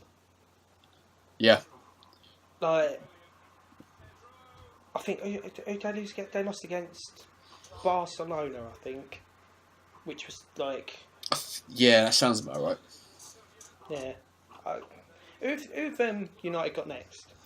Good question. Stoke away. It is Stoke away. Yeah. Oh, they'll fucking turn them over. Yeah. No problem. 12 points clear. Plus 14 goal difference. Like, it's fucking ridiculous. Yeah, they're coasting it. Because they look like, I think I said this last time, it looks like that sort of, like I said before, that Mourinho of old, but Mourinho when he first took over at Chelsea, like back in like the early 2000s sort of period, like just where he liked attacking just as much as defending. This is the thing, because they are good defensively. They're not playing in a defensive way. They're actually going at teams and attacking them. And the United of old. Yeah, essentially. Yeah, pace and strength. And that Ibrahimovic sign, I think, is going to be key because actually, when you think about it, their biggest problem last year was not scoring against the smaller teams and putting them away. Now, we've always said, a lot of people have always said that Lukaku is great at scoring in against the smaller clubs. When it comes to the big games, that's when he may not turn up. If that's the case and that starts happening, and you've got Zlatan Ibrahimovic on the bench, he'll fucking bang them against anyone. But then over the top of that, Martial is scoring. Yeah, Rashford's scoring. Scoring. Fucking Fellaini is scoring goals. Like, even if Lukaku can't do bits against like Chelsea and Man City and whatnot, they've got 6 other people at least who are more than capable. It's unbelievable. Like, he's probably sitting there thinking, I couldn't give a fuck because I'm going to put Martial on now and he's going to bang me too. Yeah. And that's probably the mentality that they're at as well. It's not if Martial can. It's like, no, he'll do it. Check this shit out. Yeah, he was. I thought he was great against Leicester. I thought he was blinding. Yeah, he was. Yeah, he was stonking. Rashford is looking to just be more and more of a talent. He is. What was it against Swansea? They played last week. They played against Swansea, and he just took them apart. Like he's so good. He's so good. Do you know what it is as well though? There's no fear there. Nah. He doesn't get intimidated by like anything. He's just like, yeah, I'm just gonna do my thing. Yeah, I'm just gonna take this man on now. Check this shit out. I'm gonna take him on. I'm gonna take this defender on. I'm probably gonna beat him as well. Like, I'm probably gonna beat him, and after I've done that, I'm gonna knob your missus. It's great. It's great. It's great to see that in a young player who just doesn't have any. Yeah.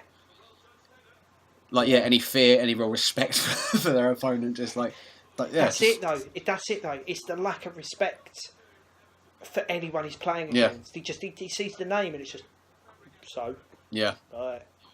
Do you know what I mean? Ibra's standing there. The future, I think, it's very encouraging having someone like that coming through, because I think, you look at the sort of up and comers for England, and there are a few names that like you think in the next few tournaments should do a lot better than what we've had previously. Yeah, if I was international teams, I would be looking at Rashford now, thinking, "Fuck that." Yeah.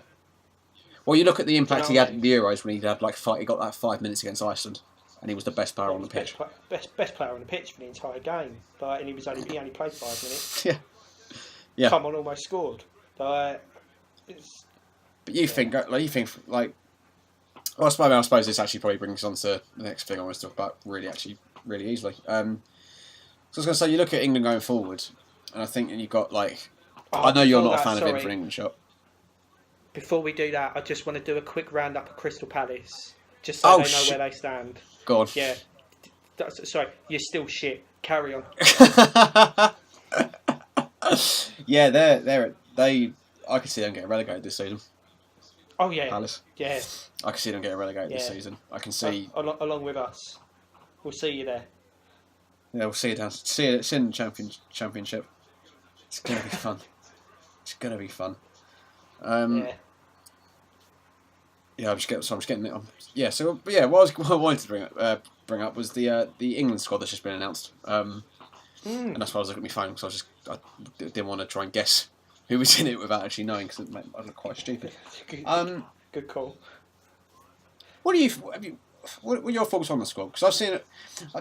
Something I see quite a lot these days is whenever an England squad gets announced, is people just going, "This is shit. We are fucking terrible." And it's I think the first thing that's probably worth a little bit more of a mention is Wayne Rooney's retirement. Yeah, I completely forgot about that, actually. Yeah, good shout. Which he announced Monday. Was it Monday or Tuesday? It was early in the week. Whenever it was. Yeah. I think the best way I can sum this up is people that turn around and say he's shit need to pull their head out of their arsehole. Go to YouTube, type down Euro 2004, then tell me he was shit. He may not have done it recently, but that dude's name is going to be associated for England, and it may take 5 or 10 years for people to turn around and go, yeah, do you know what, actually, fair play to the geezer. But he was by no means shit. No means whatsoever. That dude in his prime was fucking feared by every club. Do you know what I mean? Yeah. It was the reason why Ronaldo used to turn around and call him, what was it? The Pitbull, we used to call him. Yeah. The dude was phenomenal. And for England, okay, he may not have done it at an international level, and as you well know, he did almost reduce me to tears when he banged that fucking goal when we were sitting in the ball car park, because I thought we were going to do it. But the guy's an England legend, and whether you like him or not, you can't sit there and take that away from the dude. And that's where I stand on it. The biggest shame with Rooney is, I think he just peaked way too early, I think, and it's not his fault. It's a combination of being well overplayed by Ferguson when he was at United, and from what I remember correctly, I think it's in Ferguson's book, or I read this somewhere that apparently there was a period where he was basically being made to play for injury, and he was stuck on a bunch of painkillers, and stuff like that isn't going to do much for it's in the long run, it's going to be a hindrance on your career. He hasn't done it at major tournaments, really. Well, apart from 2004, that was the last time, and really, I think the only time he had a 2006 he was injured. 2008 we didn't qualify. Yeah. So there is 2010 everyone was a crock of shit. Yeah, you got to take that into account. And you could probably also argue that. I was going to say, you could probably argue that you think really, in terms of impacts on national tournaments, Messi hasn't really done an awful lot for Argentina at tournaments. I think the last time that I think the World Cup, I think he only scored in the group games. We didn't score a single goal in the knockout. And you could probably argue that same case against Cristiano Ronaldo up until they won the Euros. Yeah, exactly. When it came to the nitty gritty, he looked flash, but that was about it. So I mean, to a certain point, I do understand why people were getting sick of seeing his name on the team sheet towards the end. I think especially Hodgson's last two tournaments when, and this isn't really Rooney's fault, it's Hodgson's fault because Hodgson was going out of his way to accommodate him. It's like we were saying earlier, accommodating players who didn't work in the system. Rooney didn't work in that system. If Rooney was coming off the bench during that time, I think people were a lot happy with it. But when you'll see, we're going to try him as an attacking midfielder, we're going to try him as a winger, we're going to try him as a holding midfield player. It's like, it doesn't work. You've got players there who can play out position, stop accommodating Wayne Rooney. But again, that's not really Rooney's fault. That's Hodgson's fault. But like you said, the dude wanted to play for England, and he is the type of player where you put him anywhere, he'll try and play. So I think, like you said, you just can't ignore facts, which is he is England's all-time goal scorer. You cannot turn your head up at that. I don't think it even matters whether was he world class or is he like at the end of the day, the world class thing's subjective. Asking whether he's one of England's best players of all time or not, you can't say he isn't, because just of his goal record puts him up there. Yeah, he is world class. Or he was world class. He was world class. Hasn't been world class for a long time, but he was. When he was in his peak. When he was at his prime, what was it? His first game for Man United, he scored a hat trick. Yeah, that's what I mean. Well, at a certain point, Wayne Rooney was world class. Yeah, he was. But that was a long time. You could argue the same thing for so many players, couldn't you? Like Fernando Torres before he went to Chelsea, world class. Yeah, Payet in the final bowling season. And that Euros, world class. Shevchenko before he went Chelsea, world class. Yeah. But I think people. I mean, it's unfortunately though. I think the other part of it. I think there are a lot of fans who are considerably younger than we are, and have probably only ever known a Wayne Rooney who has been played in the wrong positions and just hasn't been as good as what we knew he was. Yeah. Do you know what I mean? Yeah. FIFA generation, man. Yeah, essentially, it's the FIFA generation, and get off your PlayStation. Look up Euro 2004. I'm. You know me, man. I was one of the people calling for him not to be picked for England, and but mainly because I think at the time he didn't deserve to be in the squad. He deserves to be in the squad now. Yeah, he's playing well for them. So I'd give him. I would have been against him getting the nod because he's actually playing well. Then you're picking him on merit. You're not picking him. The last few, based off last season or the season before, I don't think he deserved to go to the Euros. But I know he had to go. He was the captain, but he certainly didn't deserve to start every game. I know what you mean. No, he deserves way more respect, and you just simply can't deny that he is one of England's best all-time players. He's the all-time leading goal scorer. Exactly. I'm just going to get the England squad up because I know we're now about to talk about that. So I got it on my phone as well. But I saw a lot of people. Well, I see this quite a lot actually. Again, arguably with the generation we're in. But whenever an England squad gets announced, it's just people going, this is a shit squad. This is really average. This is blah blah blah. And I don't think people realise what other options are there. Do you know what I mean? So notable like first time inclusions. Harry Maguire, Nathaniel Chalobah been called up. Which I think is quite fair, really. I think Maguire's been alright for Leicester. Under Chalobah he was in the under 19 squad, weren't he? Under 21s, with Southgate. Under 21s, which makes sense. Livermore for West Brom, questionable, I think, but he's not going to be a starter, I suppose. Like Defoe, fine. Sturridge, fine. Sturridge questionable. Yeah. Yeah, definitely. I'm only saying that, I suppose. I just watched him confidential score for for Liverpool today, so that's probably a bit roasting your glasses from my part, to be fair. Cresswell, I don't really understand. I mean, he's been okay, but fills up the gap. Yeah. Yeah, I don't. At the end of the day, this is my thing. We just haven't got. We're in a generation now where we, as an England national side, we haven't got a group of players like we did in the golden era, where we had your Beckhams, your Nevilles, your Scholes. Yeah, but even then, we were still only making quarterfinals. Yeah, exactly. But I think with this, with what Southgate's trying to do, by the looks of it, he actually is trying to pick players who he thinks are playing well and deserve to go, which I think has to be commended, because that's been one of the biggest criticisms of passing the managers. Okay, not everyone's going to agree with Harry Maguire and Jake Livermore getting called up, but if he's looking at the games thinking they're playing well, I'm going to give them a chance in the England shirt, then it can't be any worse than what we've seen basically the entire time we've watched in England. Do you know what I mean? Like, I think we look at the Championship personally. Yeah. Why the fuck not? Wow, he's got to the semi-finals of the Euro. Exactly. Half their squad is Championship level. Yeah. I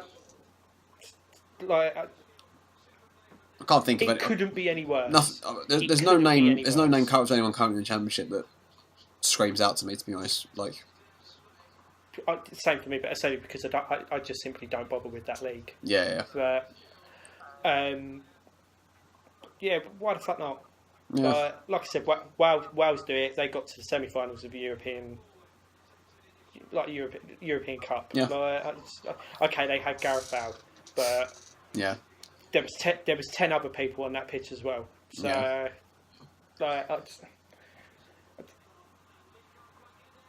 I mean, those two games, you're expecting England to win them, especially Malta. Yeah. Like I said to you before we started this, if that ain't at least 5-0, then I'll be disappointed. Yeah. Because it's Malta. Well, it's away from home. It's because it's away from home. I always say at least 3-0 away from home, because. Yeah.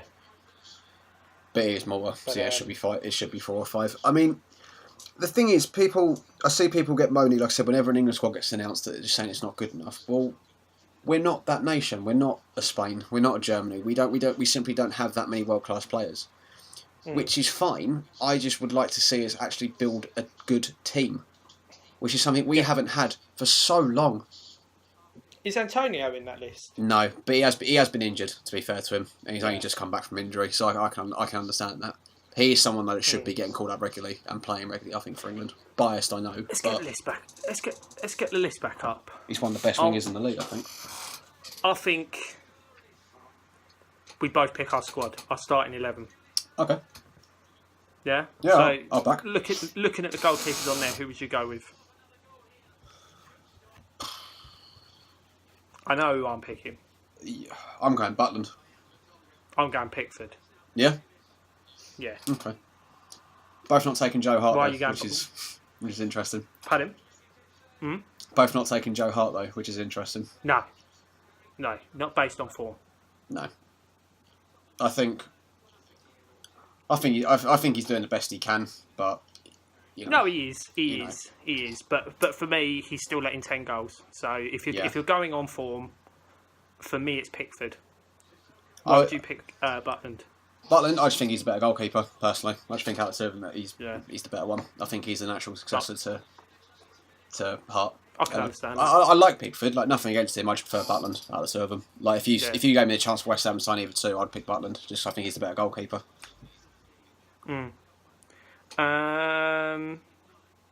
Right back. What formation are we playing? Whatever formation you want to do. Okay. So right back. Is he in the squad or is he injured? Okay. Klein. I don't think he's in the squad. Yeah. Yeah. No, Klein ain't in there. I mean, for me, it's Walker. Yeah. Yeah. If fit, I'd go Klein. Why? Because there's no one else. Huh? Why? Because there's no one else. Basically, yeah. I mean, Trippier's good, but Walker was ahead of him in the Spurs squad, so you would like to, probably go for Walker in England squad based on that. But like I said, if fit, Klein for me gets the nod over him. Yeah. I just think he's a better defender than Walker is. First centre back for me, Phil Jones. I was going to say that based on form, Phil Jones gets him. He's been brilliant for Man United so far. He has. He's been phenomenal. Which I don't think a lot of people saw coming. Like I didn't. I kind of thought he'd be a bit of a bit part player this year, but he's been fucking great for him so far. Him and Bailly, fucking tanks. Yeah. Ain't leaked a goal. So. Bailly's in my fantasy team. All the points. Jones definitely. Second centre back for me. What formation are you gone with? I'm going for a 4-2-3-1. Okay, I'm going 4-3-3. Okay. Second centre back for me. I don't know. It's not Chris Smalling. I'm surprised he actually made the list. I'm going to go with Michael Keane. I'm umming and ahhing about the same idea, but I think I might also. I understand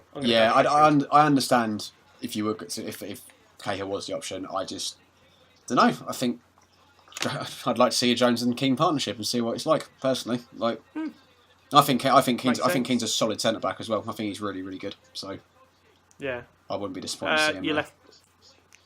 Your left back would be Ryan Bertrand. Yeah, I'd go with that. So it's not there's only one West Ham. Basically, I'm with spoilers. There's only one West Ham player that gets in, and he's not even in the squad. So yeah, exactly. Yeah. So so yeah, just to say we're not biased, but because we know. Yeah. Yeah. No, for me, Cresswell wouldn't make it because he's part of a very leaky defence. Exactly. Right. So 2 centre mids would be. Dyer and Henderson.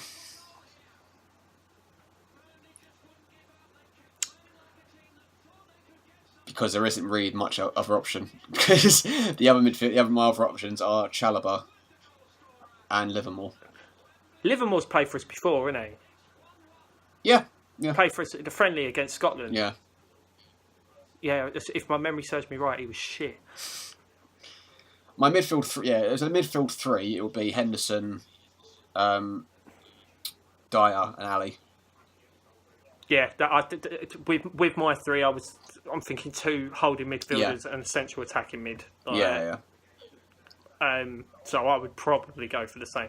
Although I wish we had more options than fucking. Yeah, we don't have a lot. Ali sitting there. Well, he's a phenomenal player, but his attitude stinks. I suppose he would have had Alana, but he's injured. He's out for like 4 months, so that which isn't great. But because he would have been a perfect option to have. But we haven't really got many attacking midfield options when when he's out. Unfortunately, unless someone comes through this season, but I can't really think off the top of my head if anyone's any sort of young English players are doing well in that sort of position. Yeah, I think my front 3 as my lone striker, I'd pick Jamie Vardy. He's got more goals than Harry Kane. Right. On the left, Rashford. I'd start him, and on the right hand side, I'd go Chamberlain. Yeah, mine's very different. My front 3 is Harry Kane as striker. Raheem Sterling on the right. And on the right, not the left. On the left, on the left, sorry, and Rashford on the right. Is that age-old argument of accommodating a player just so he can make the squad?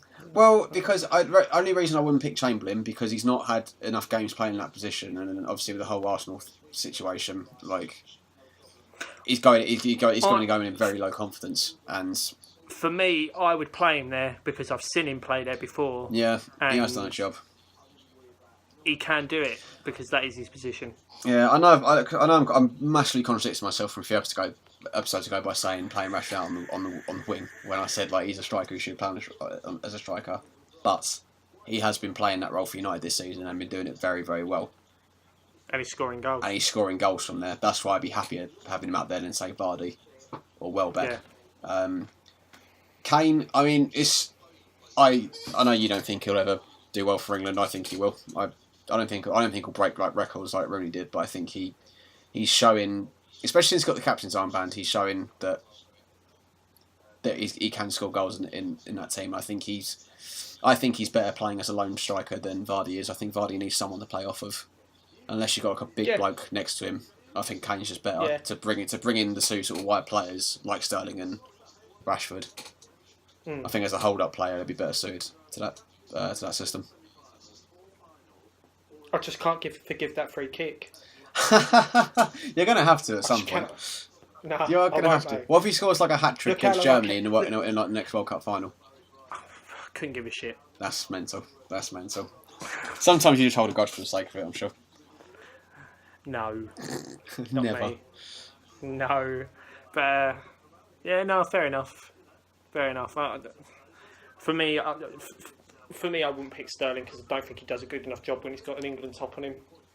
Only reason I would because I think he's definitely been improving under Guardiola. Yeah, no doubt. And I think he looks a lot better. I think he just looks a lot more composed on the ball these days. I think his passing and his finishing's improved. Based on current form, I'd happily have Sterling in the squad. Yeah, he's got a long way to go to prove himself in the England squad, but I think he can do it. Score prediction against Malta. Oh, like 4-0, I'm going to say. Yeah, I'm thinking 4 or 5. I'm expecting 5. 2 goals each half for me, I reckon. Yeah. And is it Slovak? Slovakia at home. Slovene. Yeah.